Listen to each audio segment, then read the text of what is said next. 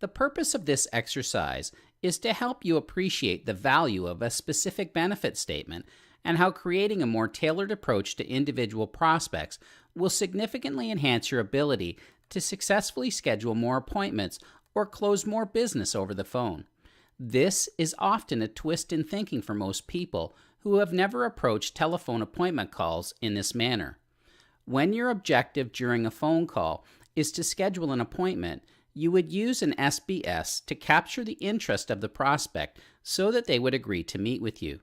The SBS must be strong enough for the prospect to see value in scheduling time with you or give them a reason to continue listening if you are attempting to do the majority of selling over the phone. Do you already have an SBS that's been getting you results?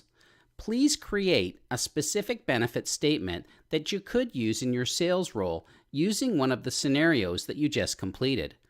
Over time, you will likely create several specific benefit statements that will each have a targeted purpose. Give yourself 10 to 15 minutes to prepare an SBS. As you review your example, ask yourself, did this statement provide the customer with a compelling enough reason to want to meet with you? Note, the specific benefit statement should be about the prospect, you, not me. It must be compelling enough to stimulate action. It must answer the question, so what, in order for them to be motivated.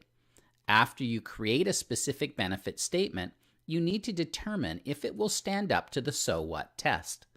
Read it as if you were the prospect, or go a step further and ask someone you think is qualified for their opinion, and ask yourself if the statement provides enough motivation for the intended audience to take action. You have been provided with 2 example specific benefit statements in the course workbook. After you have completed the remainder of this step in the learning path, you will be asked to complete an exercise in the following step. Be prepared to copy and paste the specific benefit statement you've created into the exercise. This is serious business that you are competing for.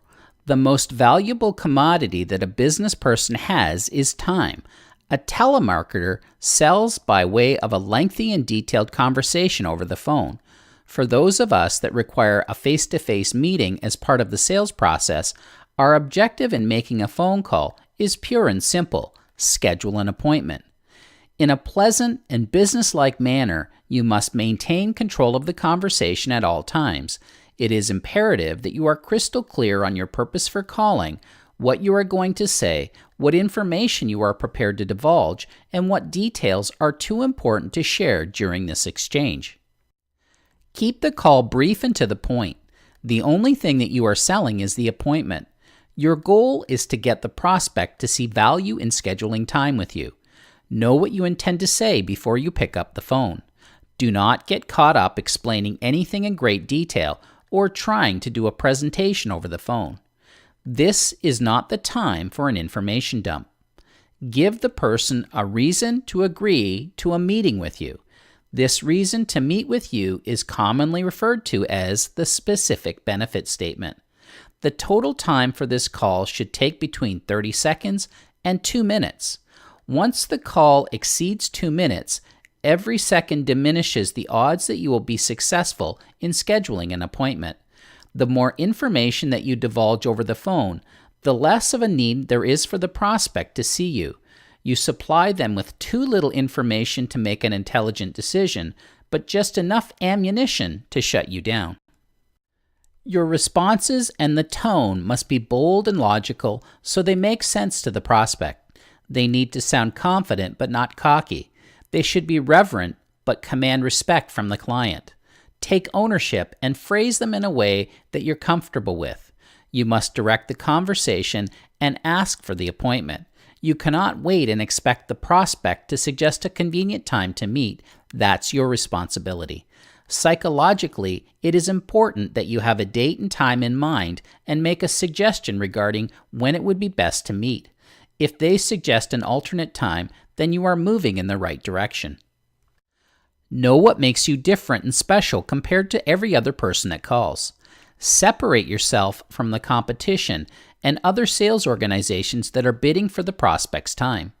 You need to convince them that they will not regret investing the time with you, and back that up with a strong performance once you are in their presence. It has been my experience that when you are prepared, when you physically make the calls, and when you have an air of expectancy to schedule appointments, the chances for success are substantially increased. The introduction and growing popularity of voicemail has made it increasingly difficult to make direct contact with key contacts and decision makers. Even if you leave a message, there is no guarantee that it gets listened to, and even less likelihood that you will receive a return call. What does it take to get through? How do you increase your odds and crack the voicemail barrier? Qualify your opportunities better by doing adequate research to ensure that you are investing more calling time on business that has greater potential. Be persistent and increase your call frequency. If you choose not to leave messages, then this is the only way to increase your odds of connecting with your contact. Track your calling times and vary the times of day in which you call so that you increase your odds of catching your intended contact available. Likewise, if you vary your calling times and phone when the primary receptionist is on a break or lunch, you are more likely to speak with someone who is less skilled at screening calls and consequently get through to your intended contact. Call outside normal business hours, before 8 a.m. or after 5 p.m., when there isn't someone on the switchboard to screen your calls, and also because business people are more likely to answer their extension during these times because they assume it is a personal call. Get the cellular number for your contact or another number where you can reach them. If you've made multiple attempts and left messages with no response, have the person paged. Befriend the receptionist. Get his or her name, use it when you call, and ask them if there is a better time to call when you would be more likely to get a hold of your contact. Keep trying. Don't give up. At a last resort, if you want to speak with them badly enough and you dare to do so, get their home number and call them there. Just remember, this one could backfire. What are your thoughts about leaving a message when your call is answered by voicemail? What are some of the benefits of leaving a voicemail message? Benefits of leaving a voicemail message include: lets people know you are persistent, warms people up to you, they may be in the market, it's advertising, you can create curiosity, brand recognition, increases chances of speaking with them when finally connected. Mailed materials are more likely to be viewed if expected. More likely to speak with you if they know you are relentless. They might actually call you back, which won't happen if you don't leave a message. Here is my recommendation regarding voicemail. Know how many times you are prepared to call and leave a message when directed to voicemail. Voicemail messages should be spread out over a reasonable amount of time and shouldn't sound like harassment. Have an interesting, memorable, and even compelling message prepared in advance that you plan to leave when voicemail answers. After leaving the predetermined number of voicemail messages, try some of the previously suggested methods for connecting with the contact person you are attempting to reach. Don't expect that they will call you back. Here is a message that our office began leaving on cold calling attempts after fine-tuning it a bit. Mr. Sales Manager, are you satisfied with the results currently being generated by your sales team? If yes, press 7 and delete this message. But if the answer is no, we can help. My name is Marshall Northcott, and I am with the Sales Advantage. The Sales Advantage specializes in sales, communication, and leadership training, and we've been helping companies achieve positive results since 2001. Call me at 844-989-8980 for a no-obligation appointment, or to find out more about us, visit our website at www.thesalesadvantage.training. I will be mailing out some information on our products and services and following up with you next week. We look forward to working with you. Have a great day. Note, this voicemail message didn't receive many return calls, but upon following up on the information that was sent out, there was a noticeable increase in the number of times that we were able to speak with the contact person. Write out a unique voicemail message that would achieve the best results for your company. Learning Spotlight number 4. It's time to review what we've covered so far. Each question in the quiz has a 90-second time limit, and the quiz has a 15-minute time limit. You cannot pause the quiz once you begin. The quiz includes many types of questions, including true or false, drag and drop, multiple answers, etc.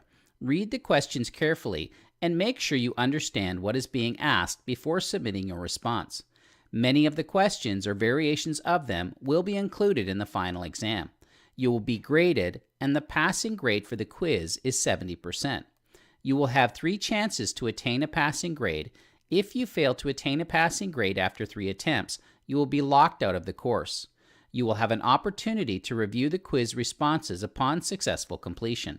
If you wish to review the previous slides and sections, do so before advancing. Upon completion of the quiz, please click on the green Next button with the white arrow in order to advance to the next step in the learning path. This concludes step number 8 of the learning path. Please click on the green Next button with the white arrow in order to advance when you are ready to proceed.